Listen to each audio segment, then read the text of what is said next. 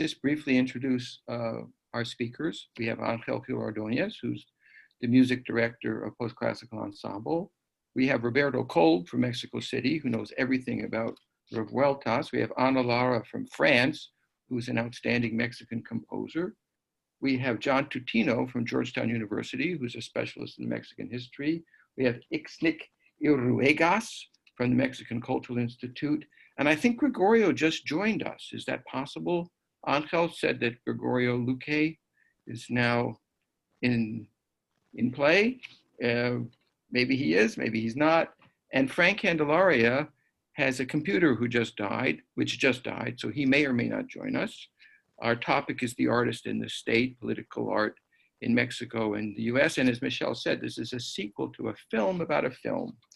The film about the film is called Redes Lives, and the film is Redes, 1936, the iconic film of the Mexican Revolution, an amazing product of political art in this hemisphere.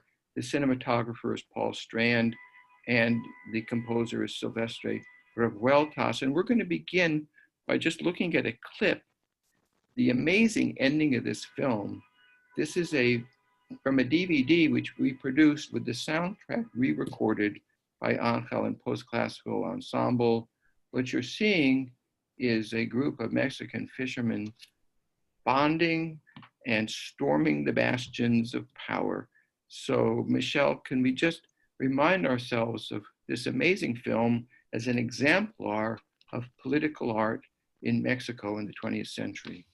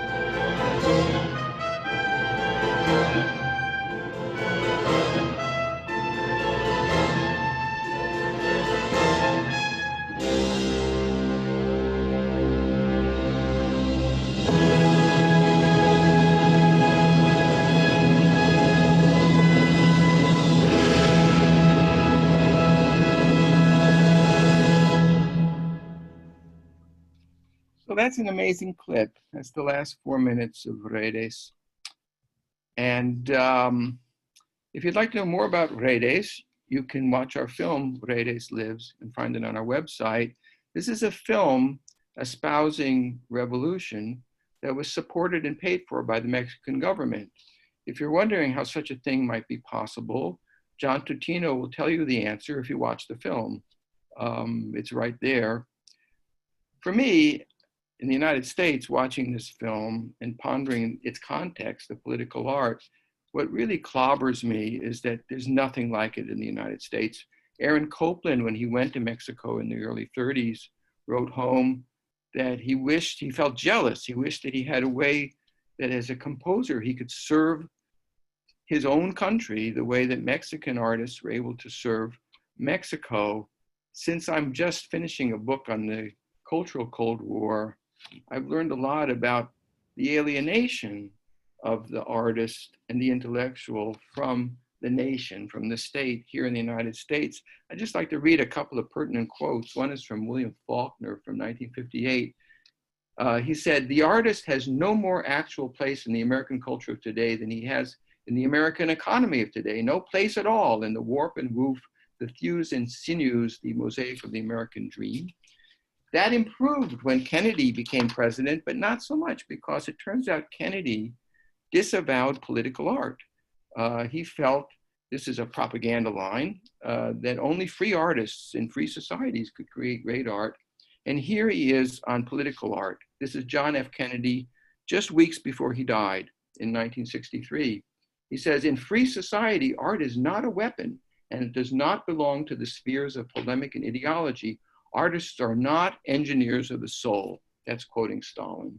"It may be different elsewhere, but democratic society, in it the highest duty of the writer, the composer, the artist, is to remain true to himself and to let the chips fall where they may. In serving his vision of the truth, the artist best serves the nation."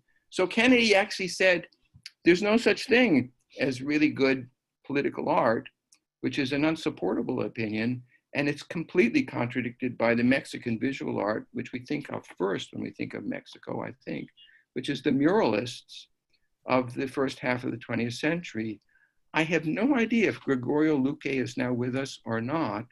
Michelle, do you know if Gregorio has joined us in order to do his presentation on Diego Rivera and the muralists? Yes, we saw his screen.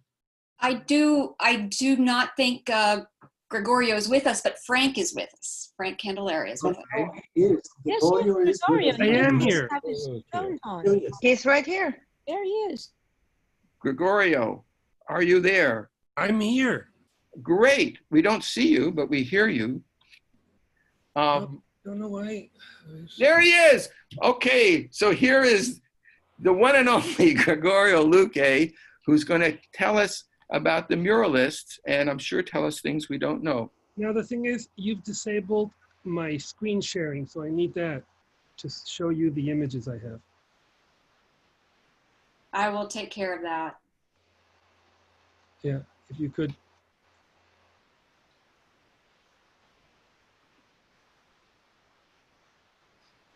Have you Try that. A ver. Okay.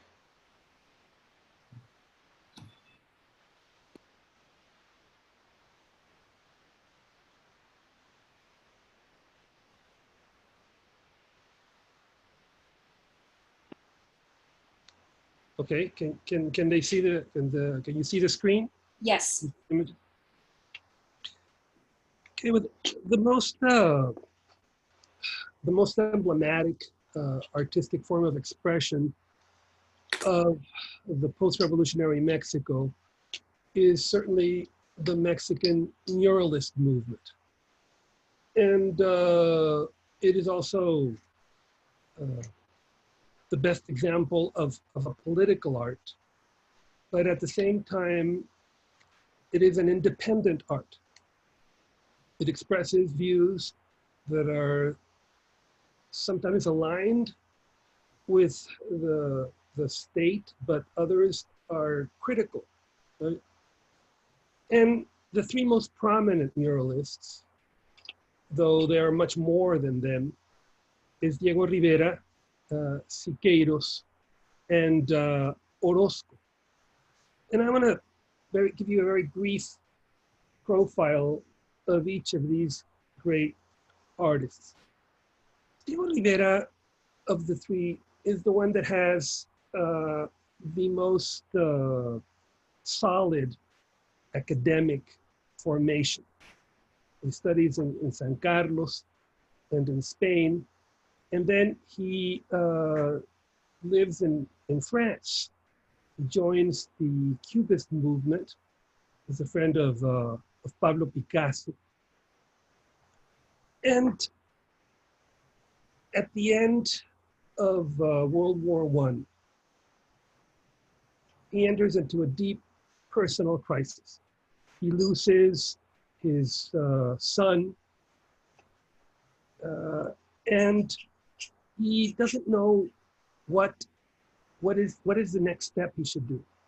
And it is in this context where he meets a man that would be instrumental in the formulation of Mexican muralism, which is Elie Fauré. Elie Fauré is a doctor, a Frenchman, that had been in the trenches of World War I and had seen these young soldiers living in the worst conditions, dying of chemical weapons. And his view is completely different from the critics in Paris. And so Fauré tells Diego Rivera, you must paint for the people. You must feel, the pain of others. You must paint for society. And Diego Rivera says, well, yes, that's what I've been wanting to do, but I don't know how to do it. I'm locked in this very small group of avant-garde artists. And Elie Fauré gives Diego Rivera an advice that would change the art of Mexico. Because he tells him, go to Italy, see the murals of the Renaissance. And for 18 months, Diego Rivera travels all through Italy, practically redraws all the great fresco cycles, studies the fresco technique.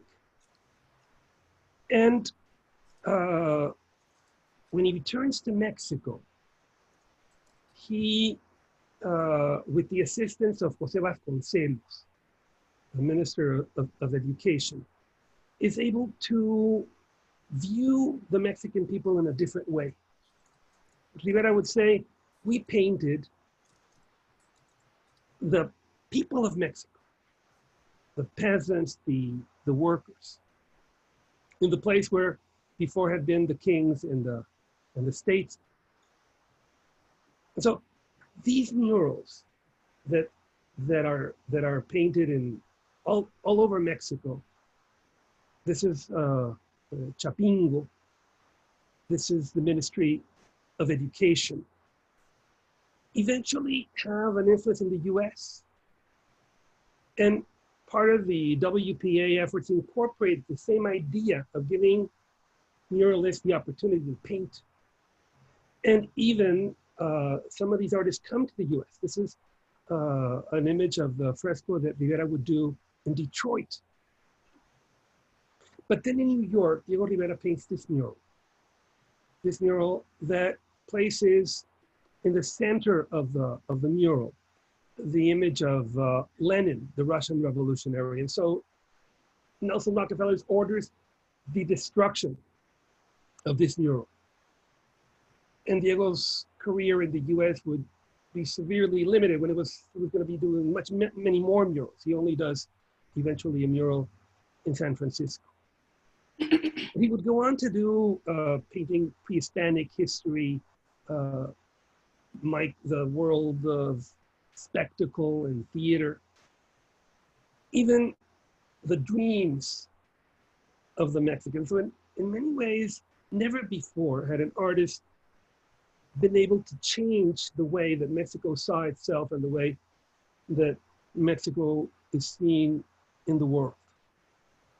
And this is his last, his mural where for many years it was covered because it had the phrase that God does not exist.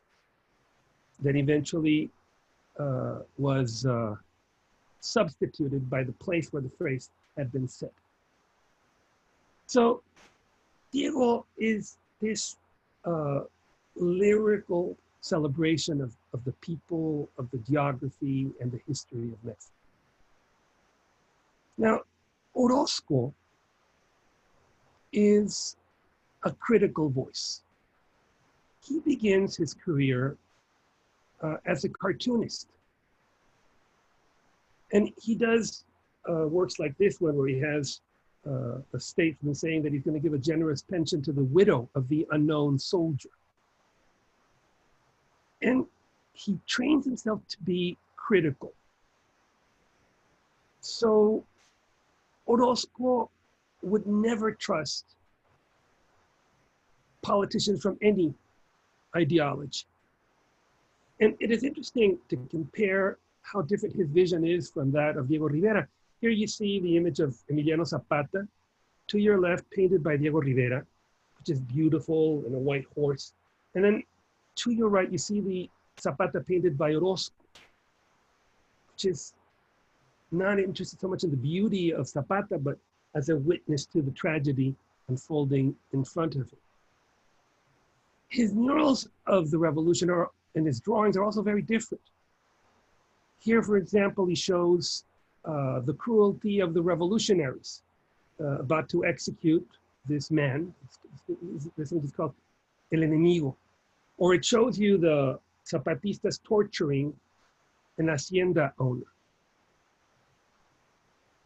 He would do his first mural in San Ildefonso, and this image would become iconic and would have a deep influence throughout Mexican culture. Then Orozco would come to the US. He would paint Gandhi. He would connect himself with Greek and Hindu ideas. And then he would do a mural in Dartmouth College. And wherever Orozco goes, he uses his murals as a way of criticism. For example, in this mural in Dartmouth, what he criticizes is the dead academy.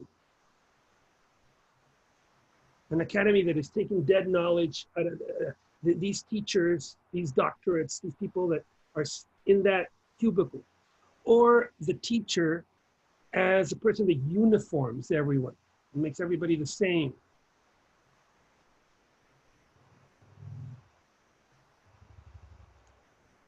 In this mural that he does in the Paraninfo in Guadalajara, he presents the creative man. And he shows it as a man with 5 faces, a man that looks at a problem from many views. He would also condemn all forms of ideology. And in this mural, he would put in the same trash can the swastika, the hammer and the sickle, and the cross.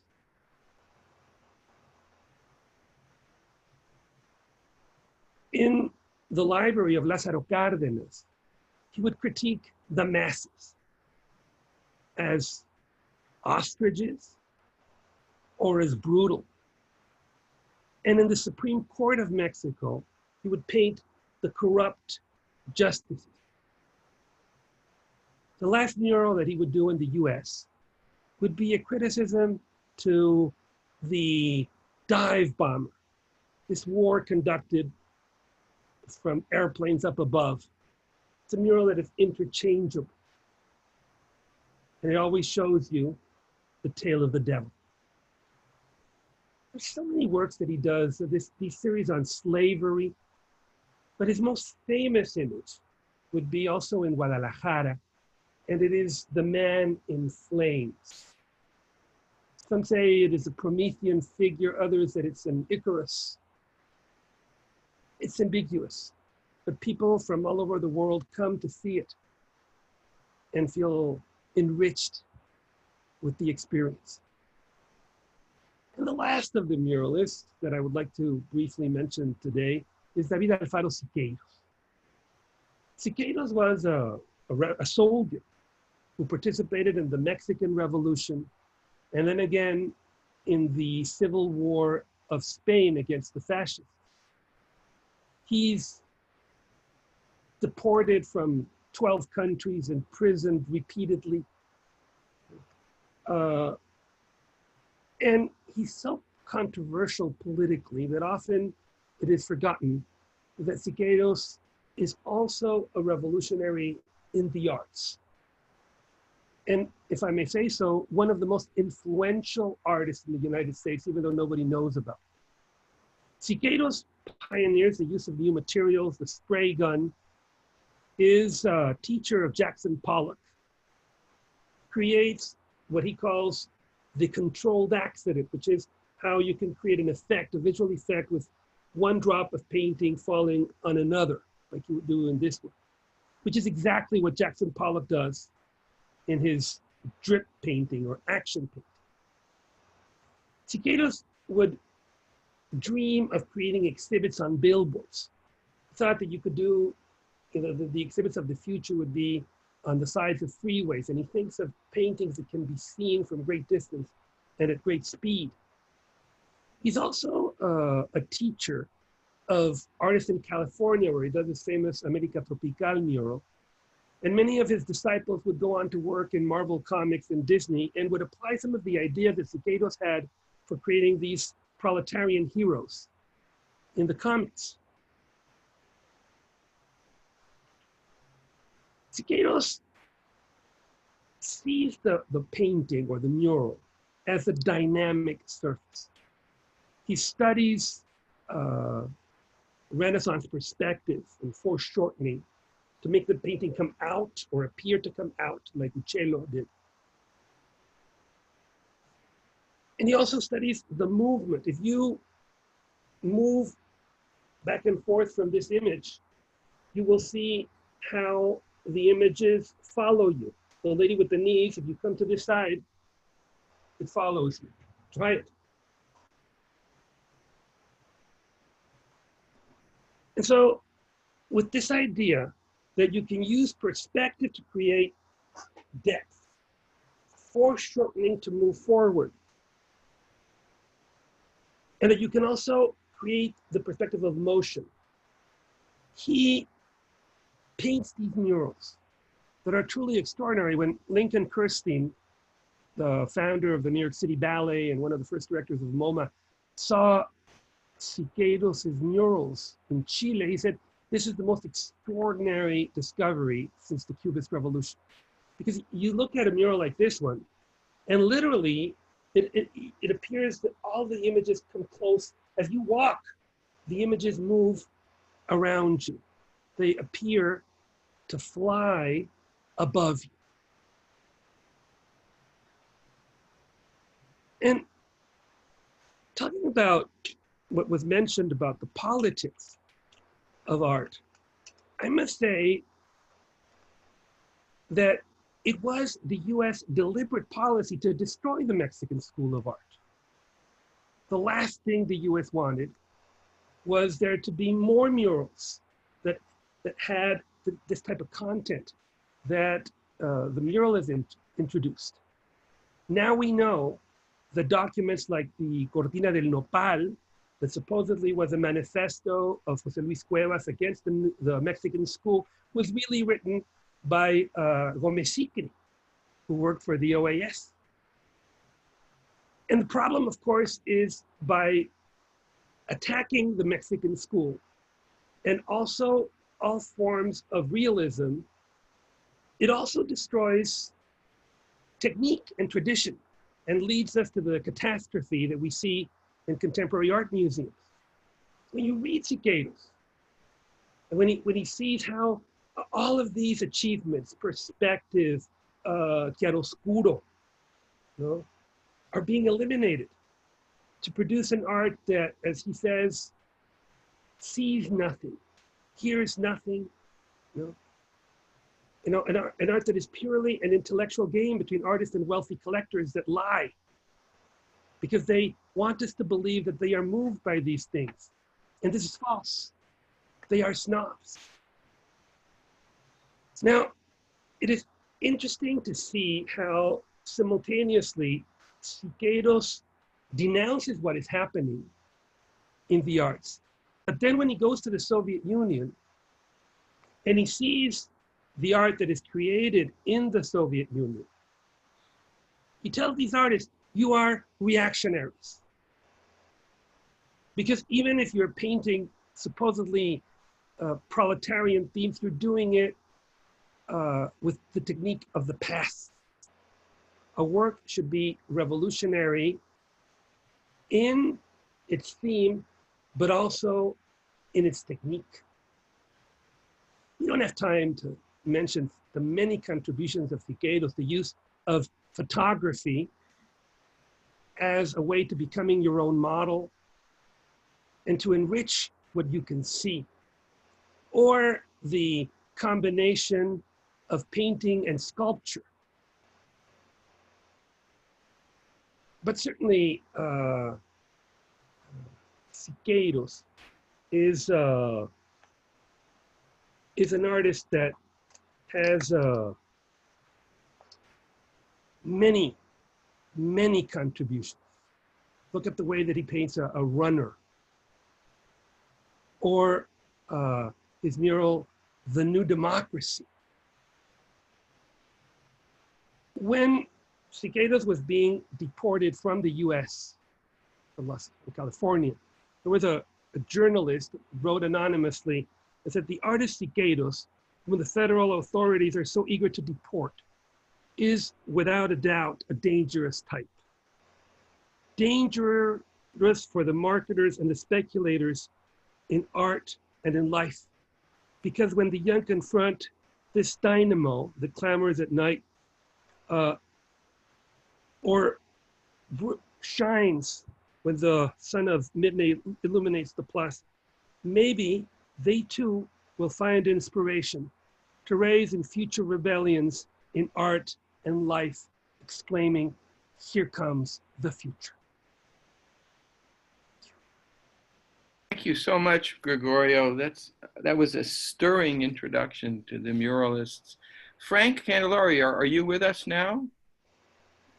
Yes? I am, yes, I'm here. Okay, so I'm now turning the show over to Frank, and we've just juxtaposed John Kennedy denying the possibility of distinguished political art with the amazing achievements of these Mexican political artists. It's almost more than you can get your head around.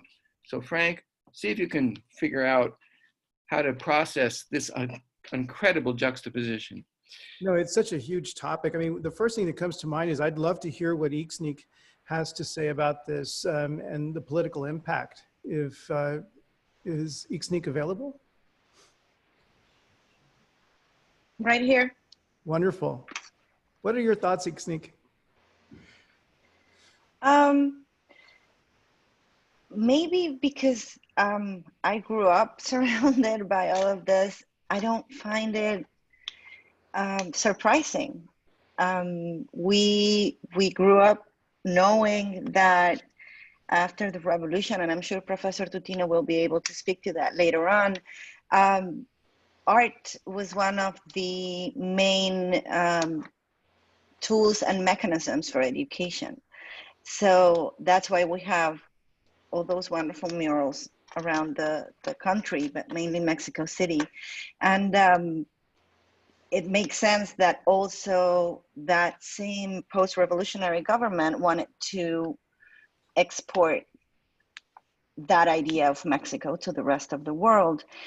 And so it follows almost as a logical progression that the artists themselves would be part of that cultural diplomacy, which is what we call it.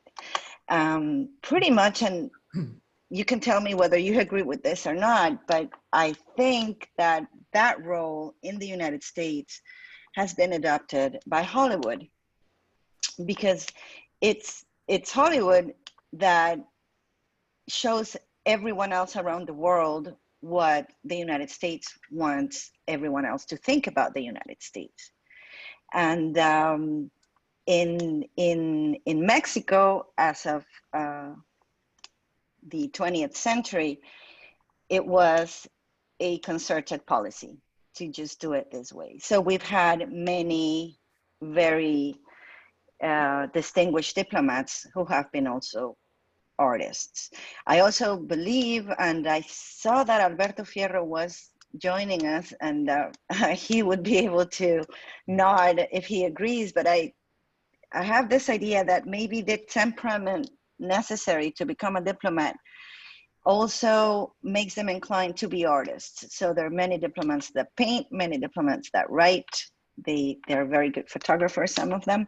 But as to the diplomats that were artists first, some have been very fortunate relations with the diplomatic service, some not so much, but of course, we have a very, very long list, and I'm sure Octavio Paz is the one that comes to mind for most of you. But maybe not everyone knows that he was a career diplomat. He joined the Foreign Service, and he was a career diplomat for almost 25 years, if I'm not mistaken. And he only resigned after the violent suppression of the student movement in '68. The same as Carlos Fuentes. Carlos Fuentes was not a career diplomat, but he was the child of diplomats. He was born in Panama, and he was ambassador to France, I believe, in '77, when he resigned after ex-president Gustavo Díaz Ordaz was named ambassador to Spain, and as in protest he resigned. But this has been going on even before that. We have Lucas Alemán. We can talk about that later on in the independence period. But on the 20th century, the list is very, very long. Unfortunately, it's mainly men. And but we have Rosario Castellanos, of course, who was ambassador to Israel, where she met her death. You know, I'm really interested also in hearing Ana Lara's perspective here. But before we go to Ana, I want to ask you, Ix-Nic, you said something that I can't quite get out of my mind now. Growing up with it, it almost seems to suggest that being immersed with it, it starts to lose its meaning. And then later I heard that divorced from the life of the artist himself, it becomes less powerful. That's very interesting. We lose perspective on that here. Did I hear you correctly? That's a very interesting statement.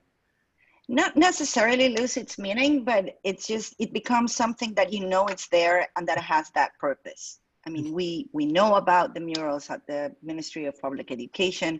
We know about the murals at National Palace. We know about them. We know they're there, and they were created for everyone to see them. So they were not created for an elite. They're Right. not in a museum. They're just, they grace the covers of the public education books, many of them on many occasions. So we've seen them all the time. And we are taught very early on that that was their purpose. So it's what I find it almost natural is that art was used in that way. So it's very different from when a mural shows up at Rockefeller Center or something like that in the United States, where it's very shocking. It's not, I mean, you have a 500-year tradition at least of this type of artistic expression. I think we're going to hear about that later. In the world of music, I'd love to hear what Ana Lara has to say about this. Sure. Well, it was not very different from what happened with the muralist, of course. There were two main figures in music at the time, Silvestre Revueltas and Carlos Chavez.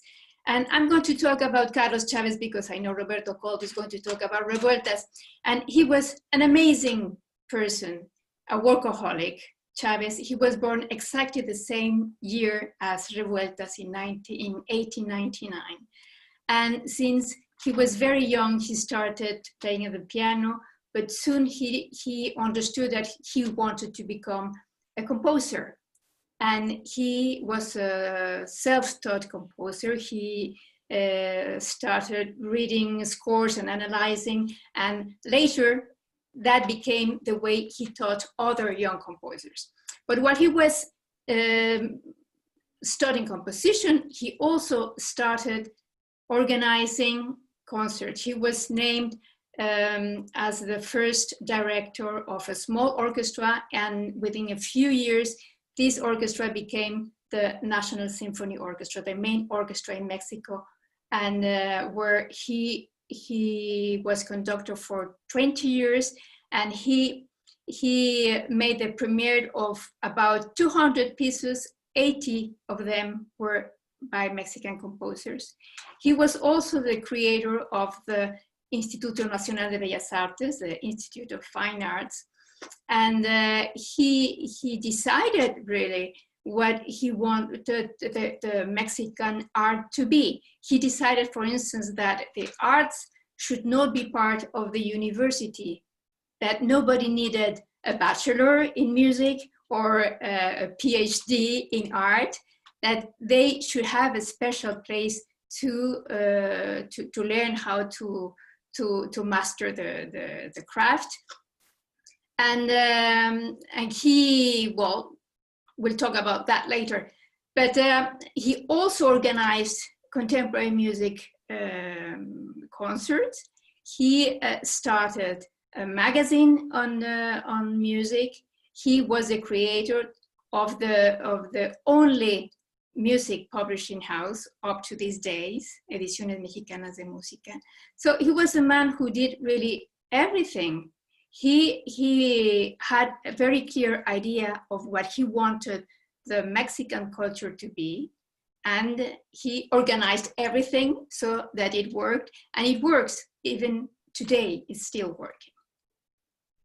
So it's what you're saying and what Ix-Nic is saying is suggests this immersion. And I think I would take a step back. I didn't mean so much of taking for granted, but this real rich immersion where it's just a way of life, a way of expression. Would you find that to be true? Or is it a passive rehearsal of Mexican history and projection of identity? Or is it a very personal interaction that you have with the music?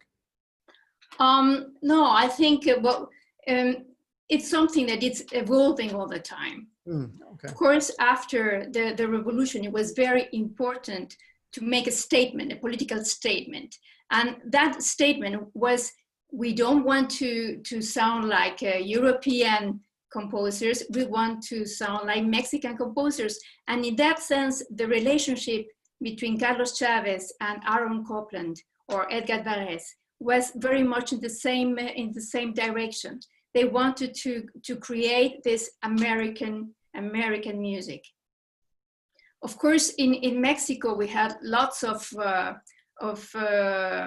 remains of other musics from the Indians, from the Yaquis, from the Aztecs, and they were used in the music these composers were using, either literally, as in the case of Blas Galindo or even Chavez, or in the way that Revueltas used it, more in the color, more in more abstract way. But then also, it also changed, because you see, for instance, when Chavez was teaching his students in the 40s, they were all writing music like he was writing himself. He was writing the Sinfonía India with a lot of Mexican references. And at the same time, his pupils like Blas Galindo was doing sones de mariachi, or Moncayo was doing the huapango. The second generation of composers he taught were totally different. We're talking now in the 60s. And there was also a statement. He wanted to become and to make Mexican music become more avant-garde. So he has students like Héctor Quintanar or Eduardo Mata, Mario Lavista. It was a totally different approach of Mexico. And the same person was the teacher of these young musicians. So I'm gonna say something a little provocative to my friend Roberto Cole, but I'm just gonna let it hang there for a little bit because a lot of this is sounding, there's some touching of exoticism, some touching of nationalism. I'm just gonna let that hang there and we'll pick it up with Roberto Cole. And in the meantime, what I'd like to do is switch over to my friend Angel. Angel, where are you? Because you have a very personal take on this incredible music. You talk about it as projecting a sense of empathy. And I'd like for you maybe to comment on that a little bit. Absolutely. Thank you, Frank. Yes, I think I'm going to introduce the next clip that we are going to listen to, which is one of my favorite pieces by Silvestre Revueltas, a duelo from Homenaje to Federico García Lorca. So I'm going to say just a few words about this piece. During the Spanish Civil War, Revueltas visited Spain in 1937 as the leader representative of the Mexican League of Revolutionary Artists and Writers. By that time, he was overtly political. He was a true militant at that time. Clearly, the assassination of the great Spanish poet Federico García Lorca in August 1936 by the insurgent troops made a huge impact in Revueltas. He was torn apart by his death and composed one of his signature works, Homage to Federico García Lorca. He managed to powerfully convey in this second movement, which we are going to listen now, which is Duelo, sorrow, the universal sorrow of the Andalusians in particular, but that of the humanity in general in difficult times. So talking about empathy. Roberto Kolb and I have discussed this piece a lot, and he pointed recently me to an extraordinary analysis of the Mexican musicologist Carlos Sanchez Gutierrez, which I find fascinating. According to Sanchez Gutierrez, in Duelo, Revueltas evokes an Andalusian song, the Martinete. He accompanies the mournful voice of the doomed man represented by the solo trumpet through the persistent beat of the anvil, represented in the score by the ostinato on the xylophone and the double bass pizzicati playing in a very high register. Also, another Andalusian song should be referenced for the piece, the Carcelera, which recalls the laments voiced by prisoners. In this case, the percussive sound would be that of the beating on jail bars rather than on the anvil. It is not in the score, but when I perform the piece, I like to have the trumpet off stage, which brings an even more mournful aspect to the solo of the instrument. The soundscape associated with blacksmiths or prisoners invoking feelings of sadness and tragedy are an extraordinary reflection of Revueltas' social empathy, in my opinion. Wonderful. So, Joe. So Michelle's going to play the clip. Michelle, can we listen to a little bit of Duelo